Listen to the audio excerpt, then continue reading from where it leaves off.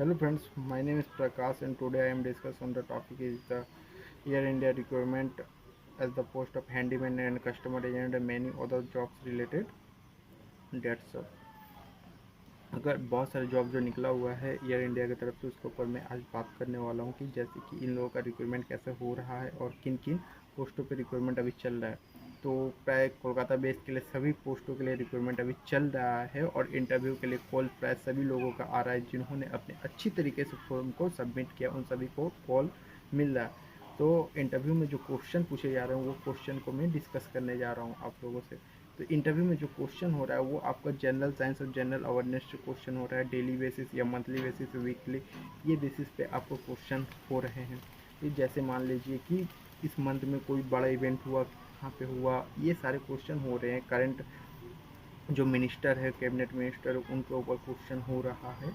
और ये क्योंकि ऐसा क्यों हो रहा है, क्योंकि आपको बहुत सारे कैंडिडेट होने की वजह से ऐसा हो रहा है। ठीक है। तो बहुत सारे लोगों का सिलेक्शन भी हो रहे हैं, टोटल 280 वैकेंसी समथिंग है।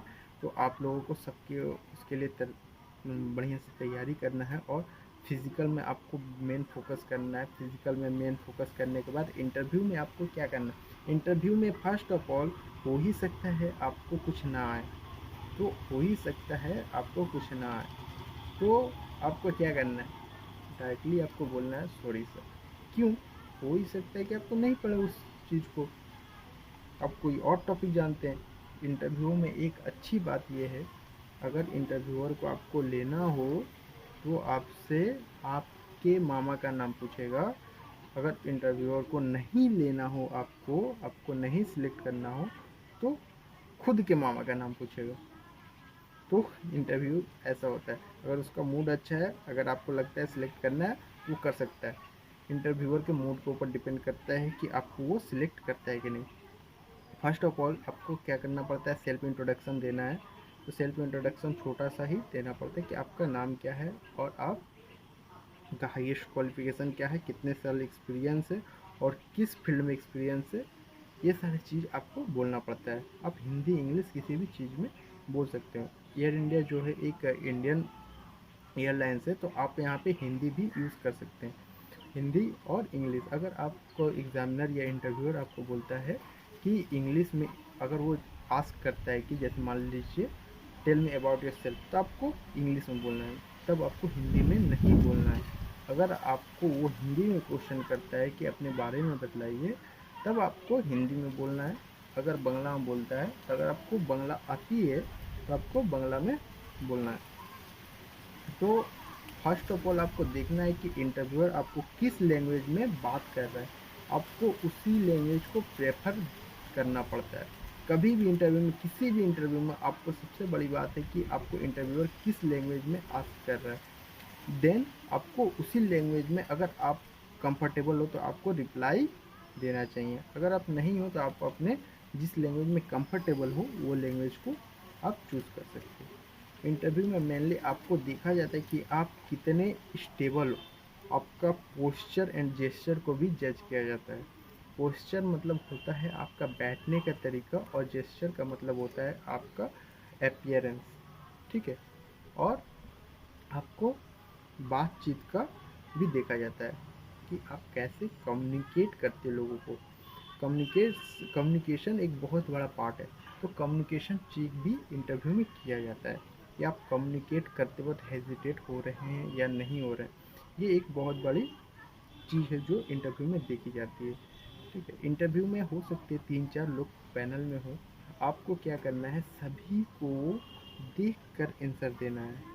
सभी को देख कर आंसर देना है। ऐसा नहीं है कि आपको एक ने क्वेश्चन किया तो आपको उसी को ही आंसर देना है। आपको 3-4 लोग अगर इंटरव्यू पैनल में हैं तो सबको लेकर बोलना है, सबकी और आंखों में आंखें डालकर बात करना है। और जो भी बोलो उसको आप कॉन्फिडेंट के साथ बोलो कि हाँ, अगर वो झूठ भी है तो आपको लगे सच है। ऐसा बोलो। कुछ भी आपको नहीं पता है, अगर लगता है कि नहीं पता है तो आप डायरेक्टली बोलो सॉरी सर मुझे नहीं पता, सॉरी सर मुझे नहीं पता। अगर आप 10 में से 10 क्वेश्चन का आंसर आप सॉरी सर, नो, नहीं पता सर, ऐसा आप देते हो, तब भी कोई इम्पेक्ट नहीं पड़ता। इम्पेक्ट पड़ता है कि आपने उस क्वेश्चन को कैसे हैंडल किया, ये फ़र्क पड़ता है। तो आपको मेनली देखना क्या है कि कैसे आप क्वेश्चन को हैंडल कर पाते हैं, ये सबसे बड़ी बात है। क्वेश्चन को हैंडल कर पाना, जितने भी बड़े बड़े इंटरव्यू हैं उसमें क्या ये देखा जाता है। मैंने बहुत सारे इंटरव्यू को क्रैक किया है गवर्नमेंट और प्राइवेट जॉब के लिए, तो मेरे को एक इंटरव्यू का एक्सपीरियंस है कि वो लोग क्या जज करते हैं। और पहले आप अपना बेस रेडी कर लो कि आपका इंटरव्यू में जो क्वेश्चन हो वो कहाँ से होगा, ये बेस आप रेडी कर लो। ये बेस रेडी कैसे किया जाता है? बेस रेडी करने का सबसे अच्छा तरीका है कि अपना ग्राउंड खुद बनाओ। जब आप सेल्फ इंट्रोडक्शन दे रहे हो ना, उसी में इंक्लूड कर दो अपना बेस्ट चीज़ें कि एक्स्ट्रा क्वालिफिकेशन क्या है, आप क्या क्या जानते हो। जैसे आपको कंप्यूटर आती है, उसमें ऐड कर दो my extra qualification is the computer hardware networking या बेसिक डीटीपी और एनी अदर क्वालिफिकेशन जो आपको रिलेट करता है, जो आपको अच्छे तरीके से आता है। इससे क्या होगा, क्वेश्चन जो होगा वहाँ से होगा। अगर आपने कहीं पे स्पोर्ट्स में कोई मतलब मेडल पाया या कोई पुरस्कार पाया है तो आप उसको भी बतला सकते हैं। अगर आप एकेडमिक में अच्छे हो तो वो भी बतला सकते हैं कि मेरा इतना परसेंटेज था। तो जो भी अपना फील्ड है उसको आपको दिखाना पड़ता है इंटरव्यू में। अगर इंट्रोडक्शन में ही आपको अपना ग्राउंड बना लेना पड़ता है कि इंटरव्यूअर क्या है, क्वेश्चन जो करे वो वहीं से करे, कहीं और वो सोचना ना पड़े। कोई भी इंटरव्यूअर क्या होता है, वो क्वेश्चन कहाँ से करता है, आपके सीवी से या आपके बैकग्राउंड से। बैकग्राउंड कैसे पता चलता है, आपका जो रिज्यूमे होता है उसके थ्रू, या आपने जो फॉर्म सबमिट किया उसके थ्रू, या आप जो सेल्फ इंट्रोडक्शन में बोले उसके थ्रू। तो बहुत कम लोग जो होते हैं वो क्या करते हैं, रिज्यूमे या सीवी या आपका जो एप्लीकेशन फॉर्म उसको देख के क्वेश्चन करते हैं। मेनली लोग जो है वो क्वेश्चन करते हैं आपका अपीयरेंस देख के, और दूसरा जो क्वेश्चन करते हैं वो आपका किसको देख के, दूसरा क्वेश्चन होता है कि आपका क्या आपने सेल्फ इंट्रोडक्शन में बोला। तो ठीक है, तो सेल्फ इंट्रोडक्शन में आपने जो जहाँ पे एंड किया वहीं से क्वेश्चन स्टार्ट हो जाता है। जैसे कि मैं मान लीजिए मैं एज ए इंजीनियर काम करता हूँ, तो मेरे से क्वेश्चन हो ही सकता है कि जैसे कि मैं लास्ट कंपनी जिस कंपनी में काम करता था उसके बारे में बताइए, क्योंकि लास्ट में एंडिंग है कि जैसे कि मैं as a post of engineer जिस कंपनी में काम करता हूँ। तो आपको क्या होगा, वहाँ से ही क्वेश्चन स्टार्ट होगा कि आपका जॉब रोल क्या था, ये क्वेश्चन हो सकता है। तो आपको रेडी होना पड़ेगा कि जॉब में आप कहीं पे भी जो एक्स्ट्रा ऑर्डिनरी बोल रहे हो वहाँ से क्वेश्चन होता है। और किसी भी क्वेश्चन को जो आप बतला रहे हो कि मैंने ये किया है, वो कॉन्फिडेंस के साथ बताओ। नहीं किया है तो बताओ एज अ फ्रेशर, कोई फ़र्क नहीं पड़ता है। आपको फ़र्क पड़ता है कि आप कैसे हैंडल करते हो आपका क्वेश्चन को ना आने के बाद भी, क्योंकि सभी क्वेश्चन के आंसर सभी को पता होना संभव नहीं है। ठीक है, thanks for watching my video.